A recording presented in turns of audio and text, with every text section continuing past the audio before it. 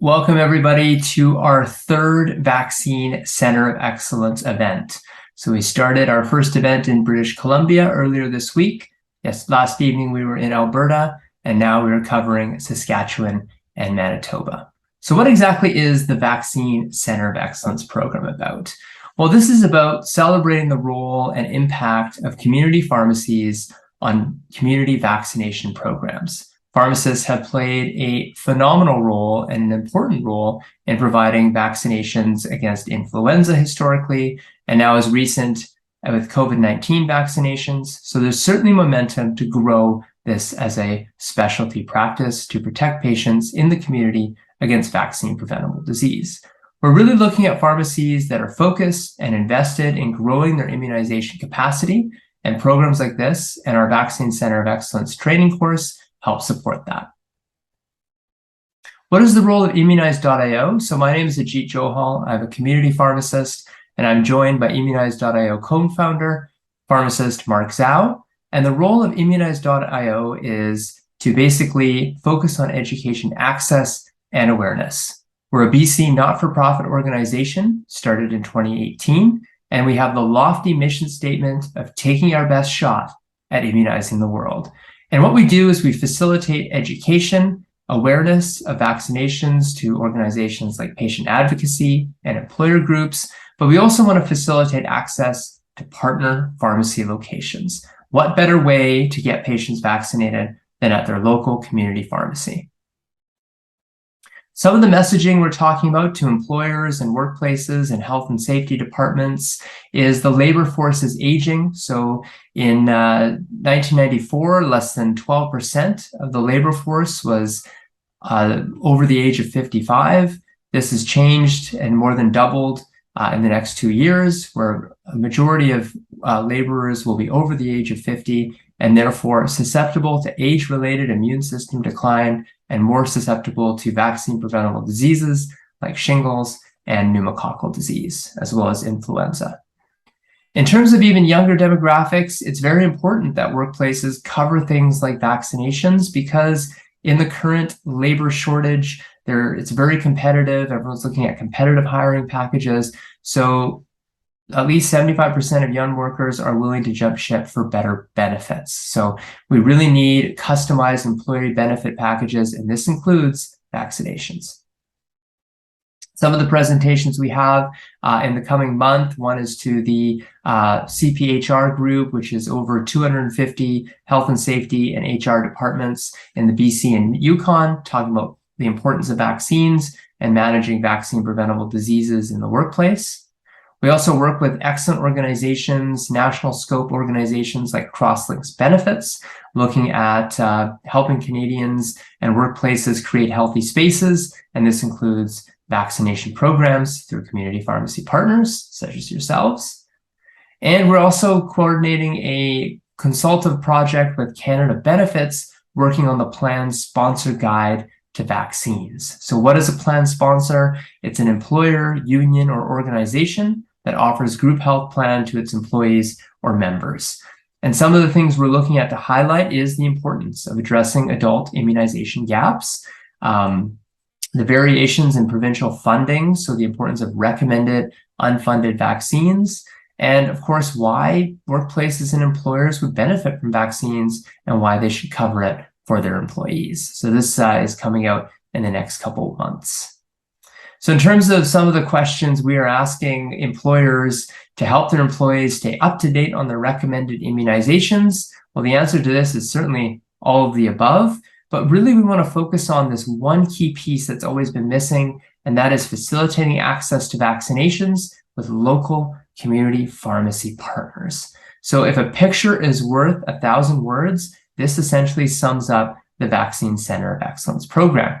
If we have all of these motivated patients to the left, to the front, to the back, to the side of this maze, is we want to avoid having this sort of challenge in accessing vaccines. We want to illuminate these Vaccine Center of Excellence pharmacies who are committed, who have strong workflow procedures, are familiar, comfortable discussing immunizations with their patients, providing immunization services to be made readily available so patients don't have trouble finding or navigating the healthcare system to do so. So we strongly encourage, if you haven't done so already, register for our Vaccine Center of Excellence program, express your interest. And of course, check out our 3 free module VCE training course to receive your recognition of Vaccine Center of Excellence. The entire module is less than 20 minutes. There's 3 modules, one on introduction, one on clinical, one on workflow strategies, and a number of very valuable resources that you'll find available free for your practice. In terms of our National Vaccine Immunization Center of Excellence workshops, we're going to focus on a couple key learning objectives that our expert speakers are going to highlight. So the first is how to have vaccine conversations in your busy practice, key immunization gaps to focus on. So they're going to talk about a couple critical immunization gaps, especially recommended unfunded vaccines that we're going to be talking to about workplaces. So we want our Vaccine Center of Excellence pharmacies on the same page. We also talk about navigating scope of practice. How do you use your scope, your expanded scope on vaccinations in particular, as your strength? And workflow strategies from the experts. People who do this, who have done this before, will share their tips and tricks. Here's our VCE workshop schedule. So today, August 25th, we are in Saskatchewan, Manitoba, with our expert speaker, Parag Trivedi. So just to start, Parag is a pharmacist and avid immunization advocate.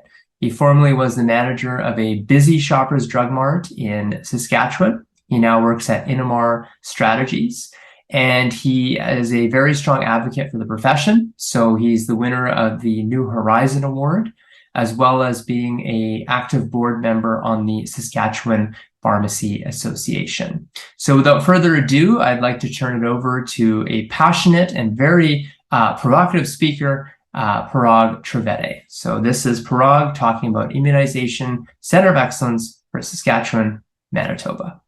On the advisory boards, as well as Speakers Bureau for Pfizer, GSK, Sanofi, the Canadian Pharmacists Association, the University of Saskatchewan College of Pharmacy, and as Ajit had mentioned, I also do sit on the Pharmacy Association of Saskatchewan Board of Directors.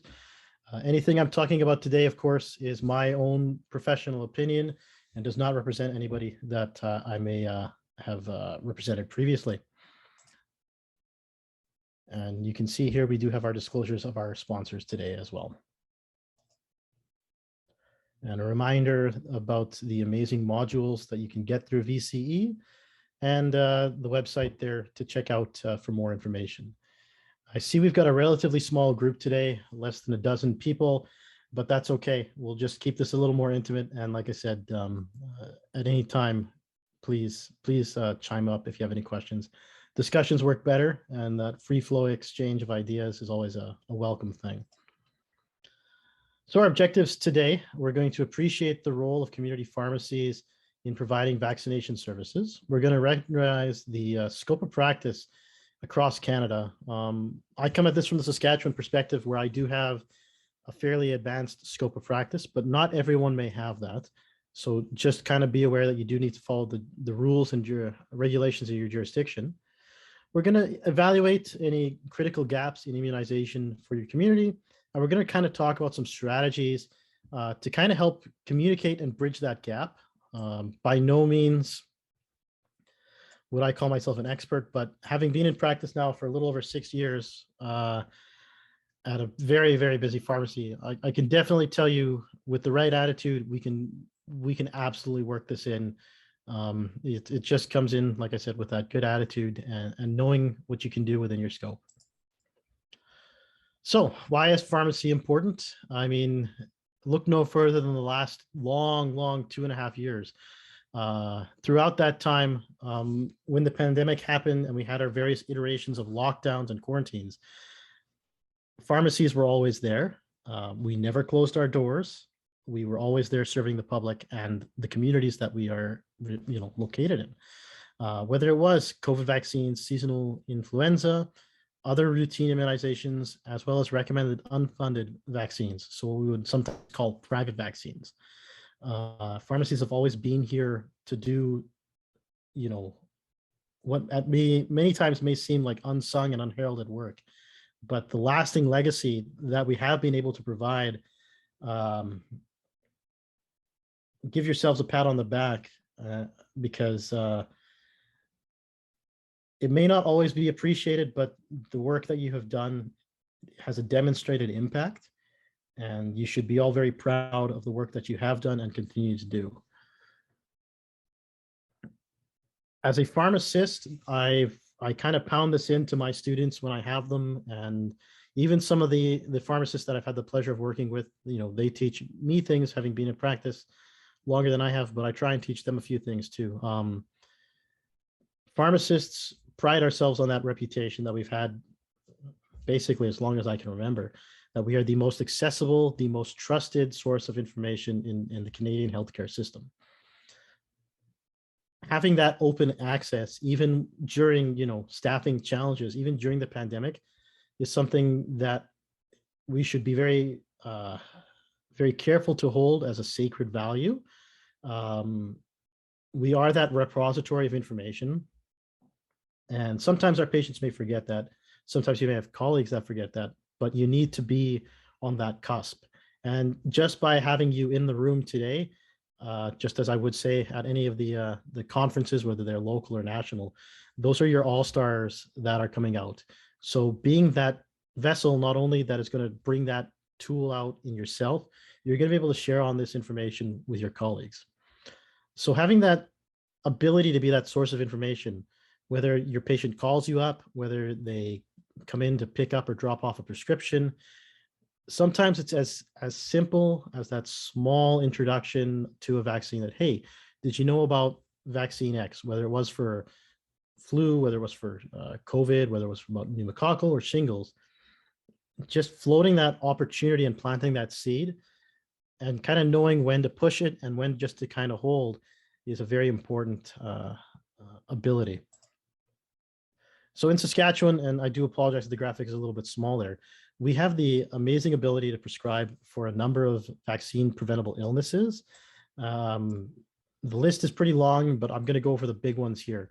HPV, measles, meningococcal, pneumococcal, influenza, that includes high dose, as well as some of the newer options that are emerging on the market, shingles or herpes zoster, chickenpox, as well as you can see, Hep A, B, many different vaccines. The training is very easy. You can get it done in about a half a day. Many employers will actually cover it as a CE credit. It is an accredited viewing as well, so you will earn those hours towards your license. And it allows you to prescribe for what we would call low-risk patients. So this is anyone who does not have any pre-existing health conditions, as well as those who are well managed. And the beautiful thing about this is that you can do the assessment, especially once you have your rhythm down, very quickly. Your patient has that long-standing relationship that may already exist, or you may be able to solidify or grow that relationship with your patient. And you're also, again, prescribing to the full ability of your scope. The classic example I give of this is you get someone who's a new start on, say, a respiratory medication like a puffer for asthma or COPD, or you get your cardiac patients or your diabetic patients. If you can get them while they're stabilized, or if you can get them before they are worse off, you're absolutely set. And one other very common thing to be aware of, especially as we're about a month and a half out, is during your routine flu immunizations, a lot of screening forms have it pre-built in. And if not, you really should consider having it pre-built in, where you have a screening question that, have you received a pneumonia or pneumococcal shot? Yes or no. Have you ever received a shingle shot? Yes or no. Half the time, even that questionnaire is going to serve you a purpose when you're reviewing the paperwork before you give the patient their flu vaccine. The ability to kind of say, hey, well, Mr. Smith, I noticed you haven't had a flu shot, or you're getting a flu shot, but you haven't had a pneumonia shot. And once you even bridge that gap a little bit and open up that conversation, they may start off with even the simplest thing that, well, I didn't know what pneumococcal meant. Well, that's when you can simplify it, saying pneumococcal means pneumonia. Have you had a pneumonia shot? The same thing goes for herpes zoster or shingles. Sometimes just that little crack in the door that you can kind of open up will allow you to have a pretty quick and pretty intense buildup between your patient and yourself. And it does not need to be a 15 or 20-minute conversation. I don't think any of us would be under the illusion that you're trying to get a lot of people in and out of chairs. Unfortunately, a lot of chains look at immunizations as an economic viable situation versus a public health measure. But even if you have someone in the room for 2 or 3 minutes, you can have your spiel ready to go. Okay, I noticed you have a pneumococcal vaccine or a shingles vaccine. While I prepare and drop your vaccine and swab off the arm, let me give you a very quick Coles Notes version. And sometimes it's as easy with a pneumococcal vaccine saying that there's 2 vaccines right now that are available. There's a publicly funded and a privately funded vaccine. They are not the same thing. They are not considered interchangeable. These are the benefits of both. These are the costs associated with the private vaccine. And just, again, open up with a simple conversation. You'd be surprised how quickly the wheels will turn, and they'll start asking more and more questions about it. There are a lot of gaps when we look at the recommended unfunded immunization gap. So we'll start off with younger people with that. I mean, as time goes by, I don't think I can necessarily call myself a younger person anymore, but adolescents, whether it is the HPV vaccine or the meningococcal B vaccine, both tremendously important. We'll start with HPV. At least in my lifetime, this is going to be an anti-cancer vaccine. And we've already seen the amazing benefit that it has. And the age criteria just keeps on opening up more and more as you go along here. So you can absolutely talk to someone about the benefits of HPV. Meningitis B, there are a lot of very, very sad cases that have come up in very healthy people who get meningitis B, whether it's in dormitory settings or they're traveling. It doesn't take much, and that's a devastating, devastating disease. As we look into our older patients or the more vulnerable, whether they may be immunocompromised or have concurrent health conditions going on, Shingrix for shingles, obviously, pneumococcal. So that would be Prevnar 13, Prevnar 20, which is very new on the market, or the older IPD vaccine, Pneumovax 23, and the enhanced influenza, whether that's your Fluzone high dose, or other newer ones, Flucerix, I believe, is one, and Supemtec is another. Just because you have your publicly funded QIV flu vaccine does not mean that there are not other options available to your patient. Ajit had mentioned here in the preamble about coverage and plans starting to kind of change to attract or retain talent. The same goes in just about any workplace. A lot of plans and companies are starting to expand their health spending accounts, for example. So they may have coverage on average formulary drugs, say your metformins or your ramiprils. On top of that, a lot of people don't realize this, but many private insurance plans will also have a set dollar value that you can spend on other health activities, whether that be massage therapy, whether that be physiotherapy or vaccines. And during the pandemic, it's a very easy sell to someone to say, hey, you can buy this $150 vaccine and then you're set for life. Where are you going? You're not snowbirding during the pandemic. It's a little bit tougher discussion to have right now, but you can still have that discussion, and you'll be surprised at the uptake that you get when you talk to patients and tell them that, look, inquire with your health plan administrator. Do I have a health spending account? Is this vaccine covered? And sometimes it's as simple as just writing down the DIN of the product, and they'll take care of the rest.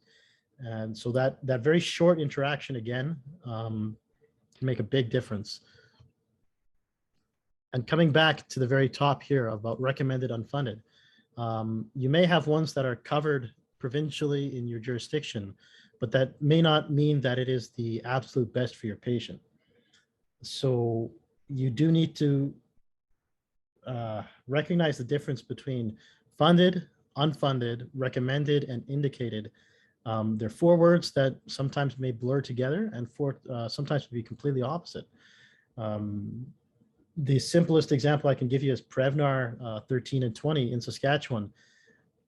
very, very good vaccine. It's going to protect your patient against a lot of different ailments, but who it's actually covered or funded for, almost nobody. Look at the shingles vaccine. You're starting to see more and more plans cover it, but I haven't met a single person, and I would challenge you to find someone who would like to get shingles versus the vaccine. So again, those small interactions that you can have with a patient and explain the upfront cost versus the long-term benefit versus not doing anything, potentially getting a devastating illness, where again, the burden of shingles, the burden of pneumonia, the burden of even a bad flu bug. It's not just you're out for a week, you're back to normal. I mean, Ajit and I have talked at length in other settings about just how devastating a respiratory illness can be. You're not going to have the same quality of life coming back, whether that's out playing with your kids, working in your garden, or even being able to climb the stairs at your own home. That may not ever come back, that functionality. Shingles, I mean, how many times have you seen someone get like a really, really awful case of shingles where you get facial involvement and all of a sudden, not only are we talking about post-herpetic neuralgia, we're talking about potential loss to vision. There's some really, really scary stuff that can happen. And unfortunately, you know, these are preventable illnesses. That gap, we can do very, very small but meaningful measures. Like I said, just even starting that conversation with your patients, and we can close those gaps quite quickly.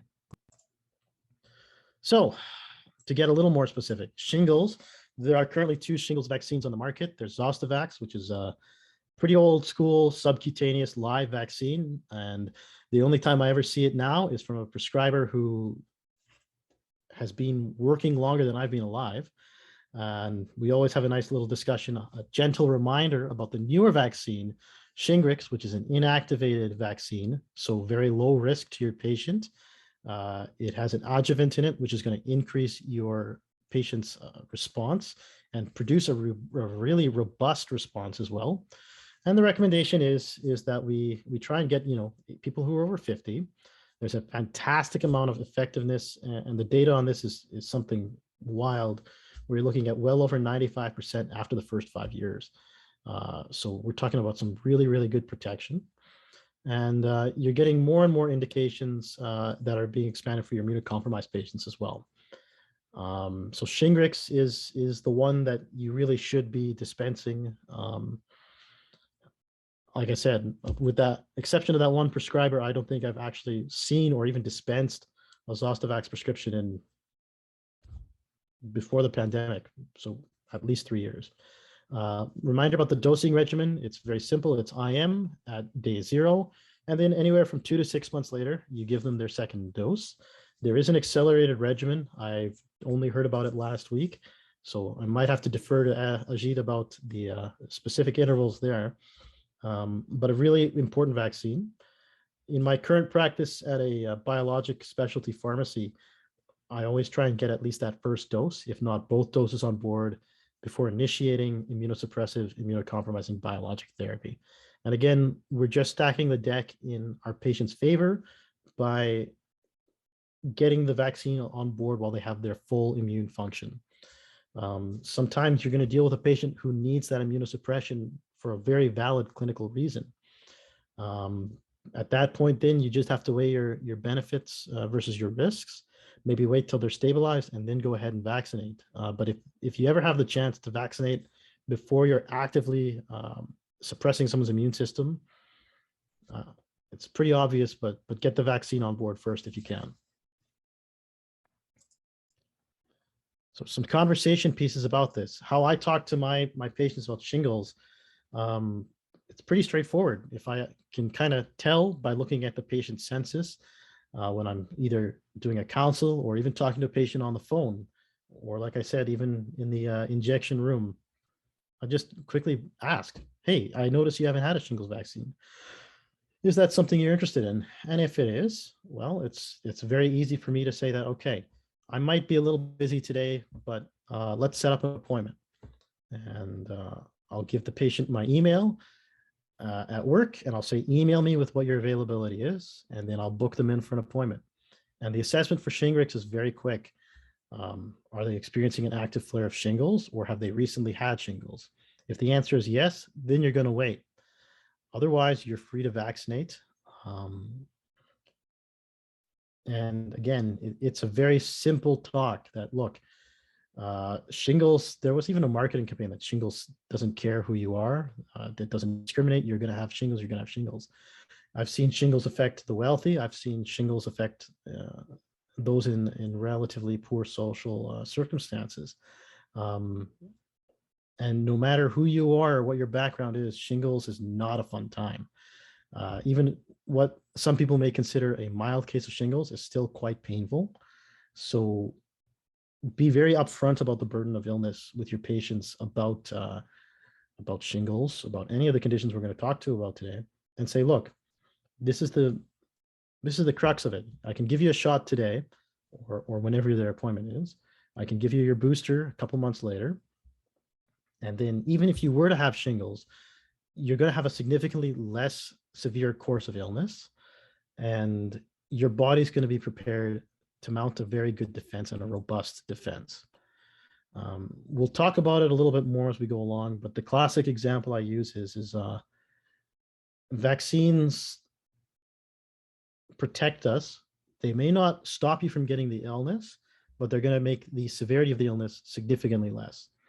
So if you think about a very busy street, so in Regina, where I'm based, I talk about Albert or Broad Street or even Victoria. In Winnipeg, if you think about a busy street downtown or anywhere really that you've got a busy street, tell your patient that crossing that busy street without a sidewalk or crosswalk sign or even the path across the concrete, that's living life without a vaccine, trying to cross a busy street at rush hour. Now, if you get a vaccine or multiple vaccines, or you complete your series, you're starting to stack the deck in your favor. So now that unprotected crosswalk across a busy freeway suddenly has speed bumps. It suddenly has a walk, don't walk signal. It suddenly has those flashing lights telling cars to slow down. You may still get hit by illness, but the severity will be significantly less. And you, again, the easiest way I can say this is you're stacking the deck in your patient's favor, that they will have a much more better prognosis and a significantly less severe course of illness. Pneumococcal disease, which again, we oversimplify for patients. God knows I've tripped over that word today, but you call it the pneumonia vaccine. So we've got two vaccine types that are available. There's the Prevnar 13 and Prevnar 20, and then there's the older Pneumovax 23. They are different kinds of vaccines, and they have different kinds of memory. So we'll start with the old one first. Pneumovax 23 is a really old but very affordable vaccine, which is why a lot of plans still cover it, why a lot of provinces will cover it for just about anybody. That's a polysaccharide vaccine. It has a decent amount of immune response, but the memory starts to fade pretty quick on that. This is a vaccine that will help out with invasive pneumococcal disease. So not only are we talking about pneumonia, we're talking about certain meningococcal illnesses, as well as bacteremic illnesses as well. The burden of illness in society is quite high, even now. And unfortunately, we're talking about something that can be quite significant. Pneumonia, having had pneumonia in my life once was more than enough. I lost close to 30 pounds and I missed almost a month of school with that illness. Not a good time. A relatively young, relatively healthy guy, and that it just about finished me off. So your polysaccharide vaccine protects you against invasive pneumococcal disease. Your conjugate vaccine, which is a much more newer, much more robust technology, is going to have a pronounced response not only now, but into the future, where your body's immune system is going to be able to remember against the various strains that are in there in the vaccines and have that a much nicer response over time. The conjugate vaccines, that's your Prevnar 13 and 20,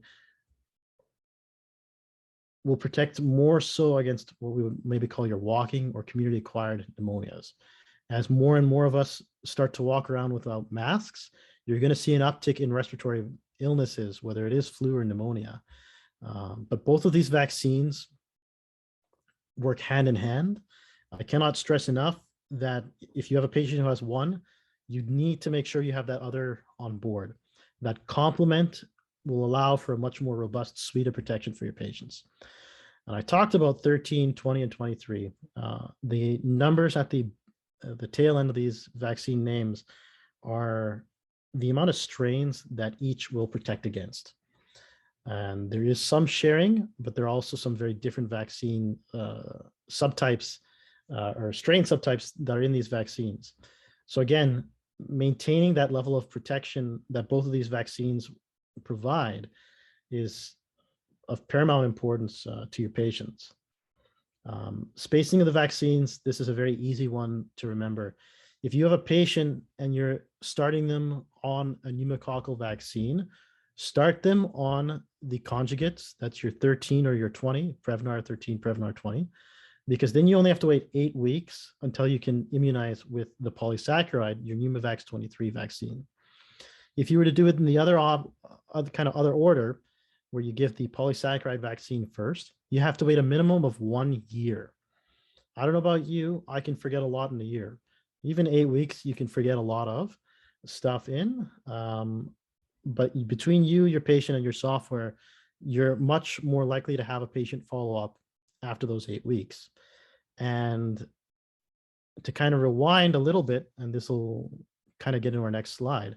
When you talk about the burden of pneumonia or pneumococcal illness with your patients, and you talk about spacing, I hope someone in the audience picked up on this, but 8 weeks, as far as I'm concerned, that equals 2 months.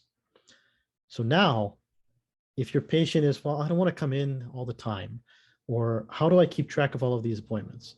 And at a busy pharmacy, your staff and your software may not be able to keep up with all of these appointments. All of a sudden, if you have a patient who says that, yes, give me a shingles vaccine, yes, give me a pneumococcal vaccine, you can do day 0 of Shingrix and day 0 of your Prevnar 13 or Prevnar 20 at the same time. So we talked about spacing of doses in terms of intervals. These are all vaccines that we've talked about today that you can also give concurrently. Just have to make sure you maintain proper spacing in the patient's arm. About 1 inch apart is more than enough, and you can go 1 in each arm if you want. And now all of a sudden, not only are you protecting your patient against both of these vaccine preventable illnesses, your scheduling just became way easier because you're going to give them both at day 0, and now you're going to hit them both again 8 weeks plus later. So it's a really easy way to kind of keep your patient engaged in the process as well.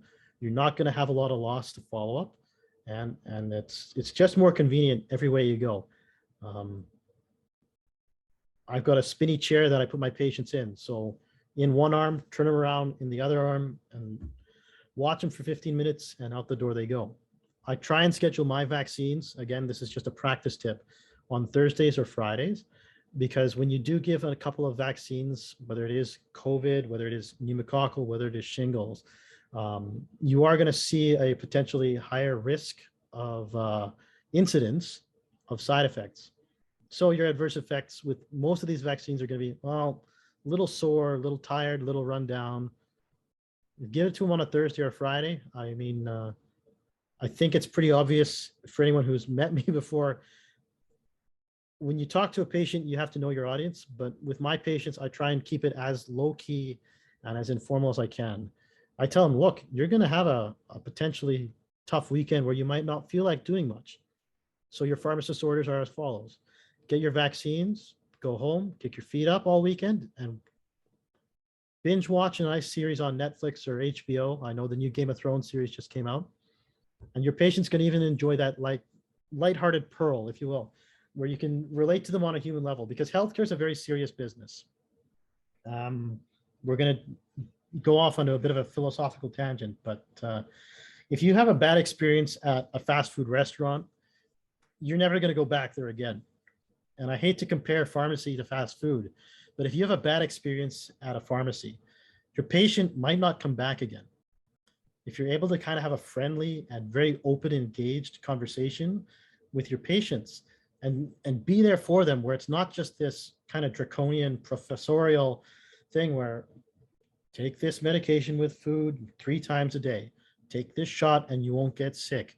If you can have a much more casual relationship with your patient, saying that, look, you know, John Doe comes into my pharmacy. Hey, John, I noticed that you've been on, you know, respiratory meds for over 1.5 years now, and your dose hasn't changed. So you're obviously controlling whatever ailment you have, whether it is the asthma, whether it is the COPD, but you're at higher risk of getting pneumonia, or because of his age or whatever condition you might have, you're at higher risk of getting shingles. I like you the way you are, John. I'm sure you like the way your life is right now, John. So if I give you these vaccines, we're going to give you a better chance of having that life 5 years from now. Because God knows I like to see it, but I don't want to see you coming into my pharmacy filling a prescription for Valtrex because you had shingles, or gabapentin because you have bad postherpetic neuralgia. You know, John, I don't want to see you have to go from having this one puffer that you're on once a day to having to be on oxygen because the pneumonia took that much wind out of your sails. Or, hey, John, last time you're talking about going out to the cabin to spend some time with your grandkids. I want to make sure that you're there at Christmas and the next summer and the summer after that, so that you can be there with your grandkids and enjoy, you know, the finer things in life as you kind of enter that phase of life. When you can have that actual human, for lack of a better word, conversation with patients, you're going to be able to get that buy-in from them more. HPV, and I do see we're a little into it with time, so we'll try and keep on top of this here. Recommended for both boy and girls. NACI has said there is no upper age limit.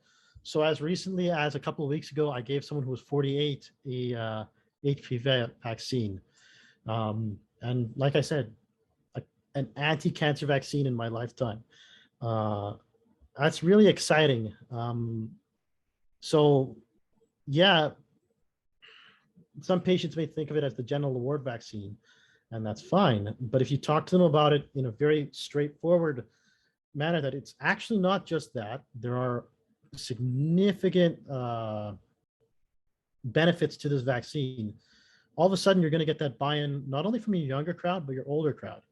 Whether it is the classic example of someone who just recently had a divorce, for example, and is entering the market or has multiple partners. The protection that you get out of this vaccine, it is a series of 3 shots, 0, 2, and 6, if I'm not mistaken, months. It's truly wonderful. I don't know how else to say it, but an anti-cancer vaccine. Just magical stuff. And how do I talk to them about it? Again, I just straight up tell them that sometimes you have to break it down to that subunit of that this is an anti-cancer vaccine. And sometimes they're a little bit taken back, but when you explain the mechanism of HPV and what it can lead to down the road, you'd be surprised. And again, it's that human level. If you can talk to the person at that human level, and it's been tough, especially over the last 2 years, when you consider the barriers that COVID has presented, because a lot of people have not been able to leave their homes, or it's sent out by delivery or curbside pickup. Even the physical barriers, it's not the same when you've got a chunk of plexiglass between you and a patient.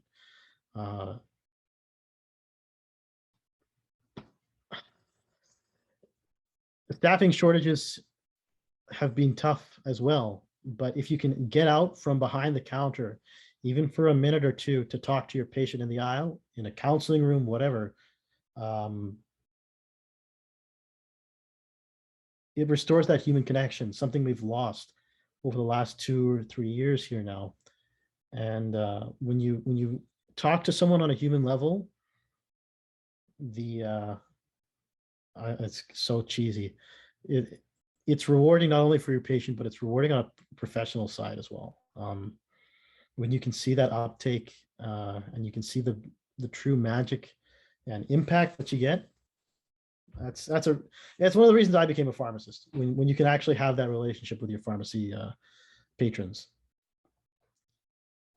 The burden of disease and the missing B of meningococcal vaccine. There was a young child out in one of the Atlantic provinces. I can't remember which. Forgive me, my memory is kind of blanking me here, but a very preventable illness and high-risk populations. Again, as COVID kind of starts to work its way into our normal life, a lot of university campuses are going to start seeing people residing in dorms again. Shared spaces, relatively tightly packed with a lot of young people who can be a little gregarious at times. It doesn't take much, and an absolutely devastating illness. And again, meningitis, what is that? That is an inflammation of the meninges up in your noggin.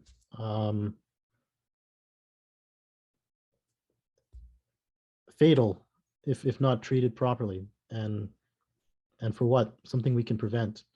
On a topic about meningitis, not so much just meningitis B, but as travel starts to open up as well, something else to kind of remind your patients about, whether they're doing a religious pilgrimage or whether they're going out to Europe for a couple of weeks or Mexico or what have you. Absolutely devastating illness that we can protect our patients against. So again, kind of coming back to that, stacking the deck in your patient's best interest. And how do I talk to them? It's really simple.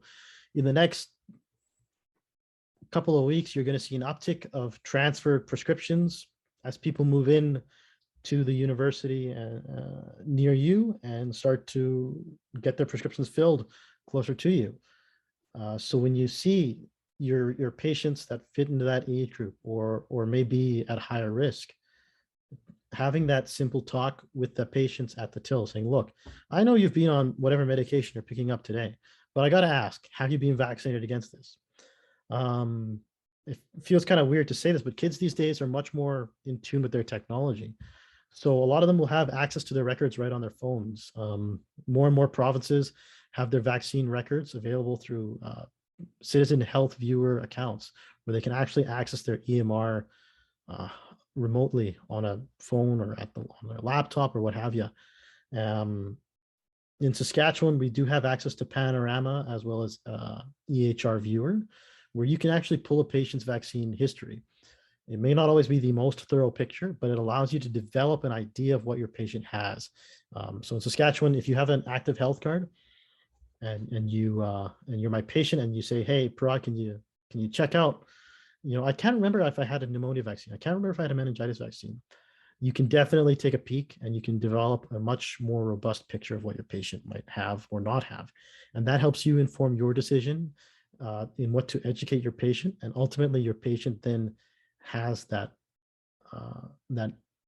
knowledge in their pocket where they can make a guided decision towards getting vaccinated. So the how-to part, I've kind of got over some of it, but how do I incorporate and prioritize immunization services into my pharmacy practice? Anytime I have a new start on any medication that's going to be chronic, I talk to the patient saying that, hey, you're going to need another vaccine to protect you against condition X, or you're going to need a vaccine to protect you against condition Y. This is why I want you to have this vaccine. And when you, again, have that human discussion with the patient, the patient's going to do a lot of the work for you. Sometimes they're going to say, let me talk to my doctor, or let me make that appointment with you and we'll follow up. How do you prioritize it? Depending on how busy and which software your pharmacy is using, you can run a census and pick out patients who are on specific meds, or look at their age, or look at other pre-existing conditions, filter out and have it out from there. Incorporating it in is not a very difficult thing. The average vaccine screening, consult, prescribing, immunizing can take less than 20 minutes if you know what information you're looking for. And I'm not suggesting by any stretch that you're going to have that down pat on day one. But once you kind of build up your rhythm, you can get there. The biggest challenges, there's a lot of challenges. One is getting that uptake.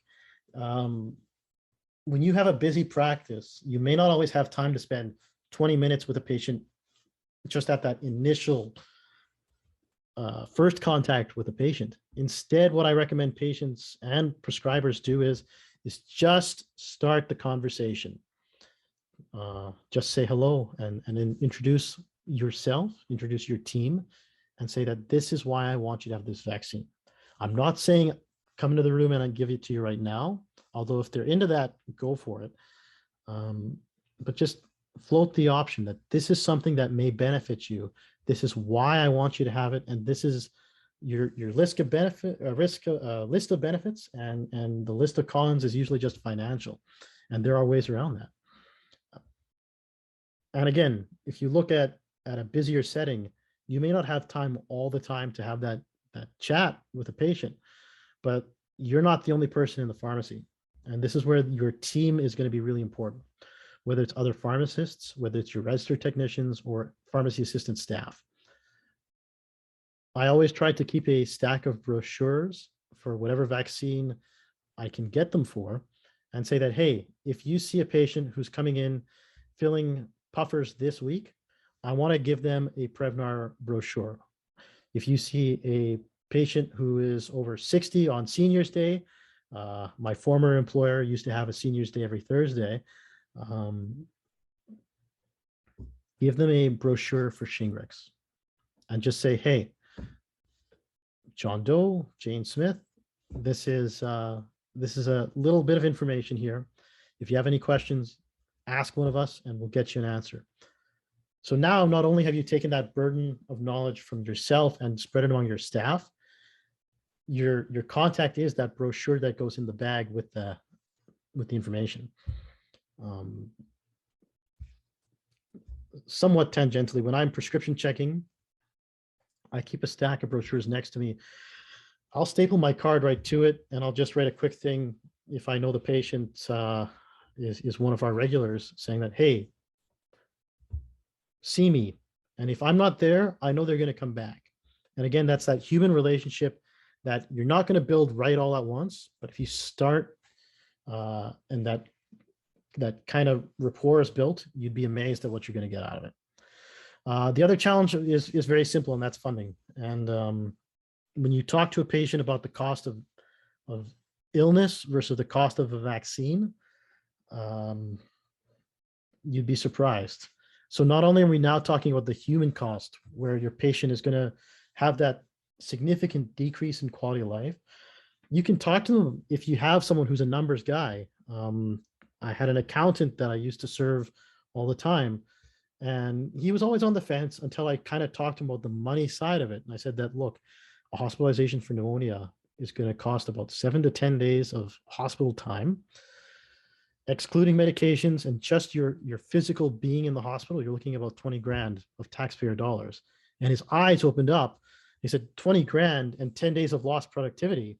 And I said, well, it's more than 10, because you're not going to just jump back to work when you're out of the hospital. He's like, oh my God, that's right. And then he asked me flat out, how much does the vaccine cost? Oh, it's $150 plus a $20 immunization fee.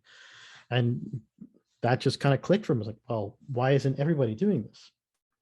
So having that conversation and just knowing how to reach your audience is pretty important. Some parting words of wisdom. I was asked for 3 tips. I'm actually going to give you 4, because I try to go a little extra in case my verbose talking today hasn't been. Number 1 is perseverance is key. Never, ever, ever close your door with a patient. If you have someone who's kind of on the fence, sometimes it's as easy as saying that, hey, I know you don't want to get your vaccine today. I'm not going to sneak up on you and jab you, but let's have an honest discussion.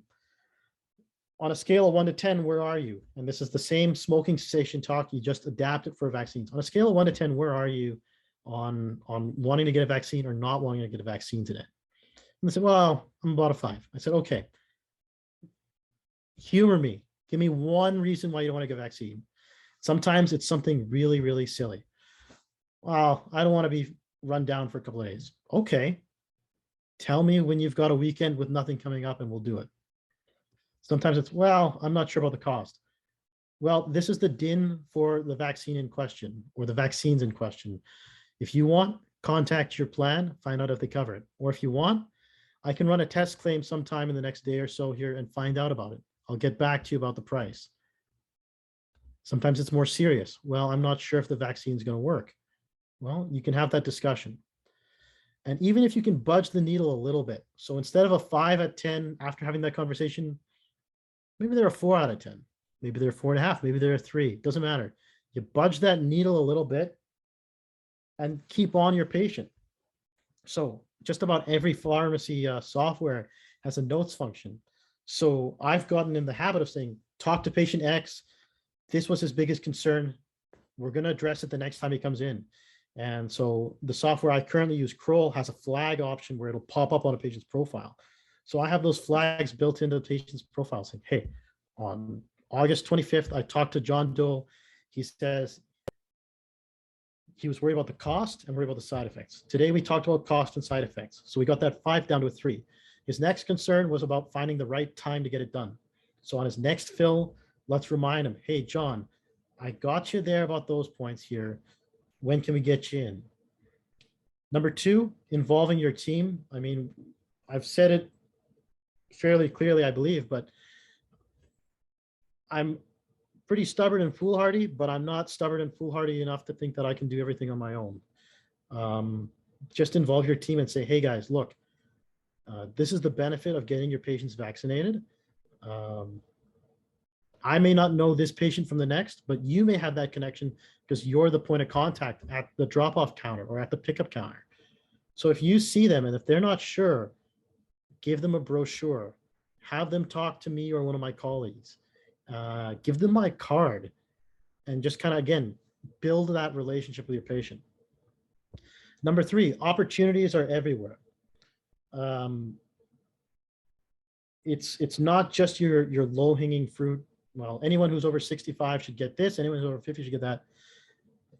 If you really look at a patient's profile, you can find a reason they would qualify for a particular vaccine.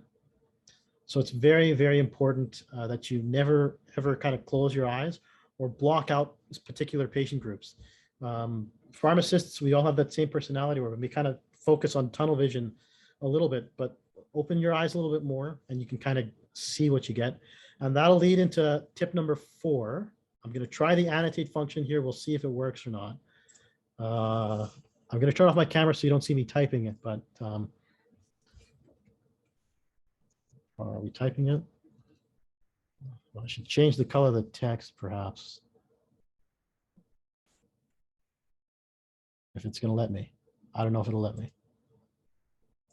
Okay, it's not going to work that way, but here. Number 4 is very straightforward. I spent a lot of time today talking about obvious patients, the immunocompromised, those who are getting older, your target populations for meningitis or HPV that may be younger patients. But there's a 4th kind of criteria that not a lot of people pay attention to, and it's a shame because they are significantly more vulnerable.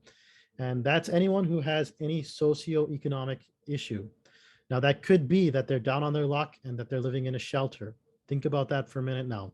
You're talking about a crowded place where you're going to have a lot of different people coming in and out. Those are patients who are going to be more vulnerable because they may not be looking after themselves due to their situation. They may be exposed to people who are sick due to their situation. They themselves may expose others to get sick because of their situation. And society, unfortunately, tends to forget about those people. Take that a step further now. Sure, a diabetic is someone you got to worry about getting sick as they get older. You know, their immune system is not going to function as what it might be for someone who's younger and more robust. I don't know if the previous speakers have brought it up, but check on your substance misuse patients, whether they're on methadone, Suboxone, recovering from any substance use disorder at all. Another really, really under-vaccinated population. You're talking about, again, people who, due to their lifestyle and they are trying to get better, may be more vulnerable to illness. And the burden of illness on someone who is, even if they're fully into recovery and not missing doses and not using, their immune system function is not going to be the same as your average person.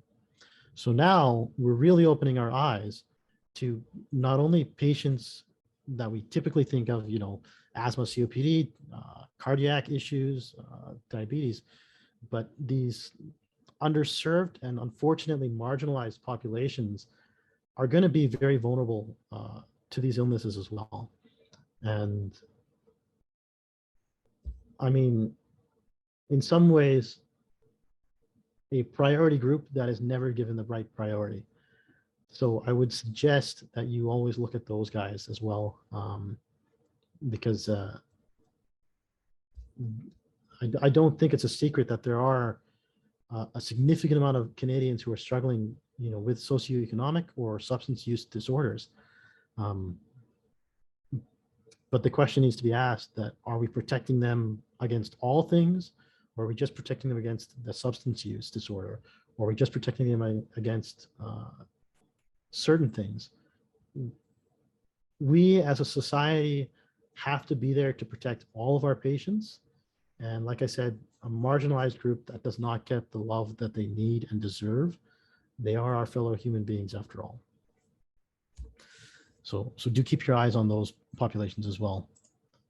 I believe that does it from my side of the PowerPoint. So I'm going to stop sharing and grab some water, and hopefully we get some questions out of it. Well, thank you so much, Prague. That was a wonderful overview of some very critical immunization gaps. And I really like how you made it into such a human conversation. So I think that was the overarching theme, which I thought was fantastic. We have time for one question, and that is basically, I guess it's the question that's burning on every pharmacist's mind as we get into the fall respiratory season. I believe you'll be doing some presentations on how to manage that and protect your patients as much as possible. But the question is, how are you planning to manage the fall respiratory season? And the question goes into, with the large task of needing to provide many influenza and COVID-19 vaccines, along with the other vaccines discussed today. So I guess the question is, it'll really be put to the test, because we're going to be seeing a large volume of patients coming to get vaccinated. How are we going to keep that comprehensive assessment alive? Sure. So rule number one, which I mean, incredibly cliche, but just remember to breathe. It's not going to be easy. The last 2 years have been a pretty clear marker of that. But how do you keep on top of it all when you have flu plus your second round or third round of boosters, depending on your population? It's very straightforward. It starts with the small things, those screening forms that your patients are going to fill out. If your patient says that, hey, I haven't had a pneumococcal or shingles vaccine, sometimes it's as easy as just having that conversation when they're in the room. And if that's it, you kind of make a mental note to call back John Doe, and you give John Doe your contact information at the pharmacy, saying that, hey, obviously I'm running a vaccine clinic for influenza today. If you're able to prescribe ahead of time, it's even better, but some pharmacies do walk-in only. So if someone comes in and has an appointment for flu and COVID and wants others, again, they're going to hate you the next morning when they wake up with a heavy arm, but you can work around it very easily. Even again, just that initial point of contact that's saying, look, you can see the lineup I got out the door, but I want to make sure I get this vaccine on you. And again, that human connection where you say, you would really benefit from this vaccine. This is my card.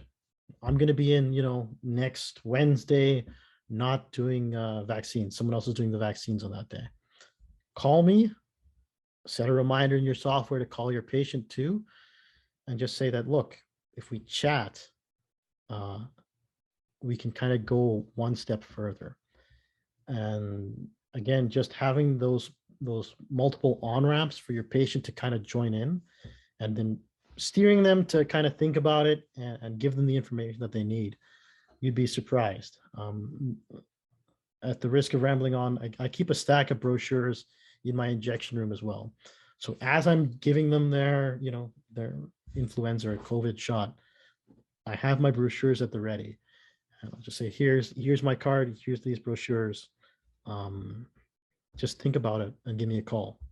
And sometimes it's as simple as just planting that seed, and you'll get them to come back.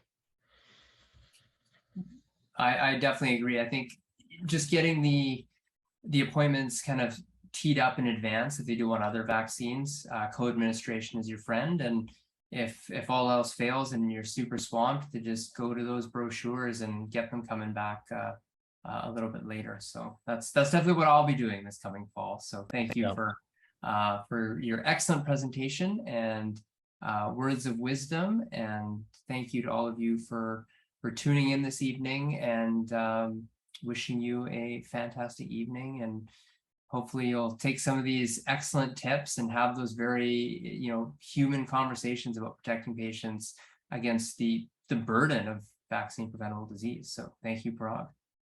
Thanks, guys, again for your time. And that does it for mine. Have a good night, everyone. Cheers, everyone.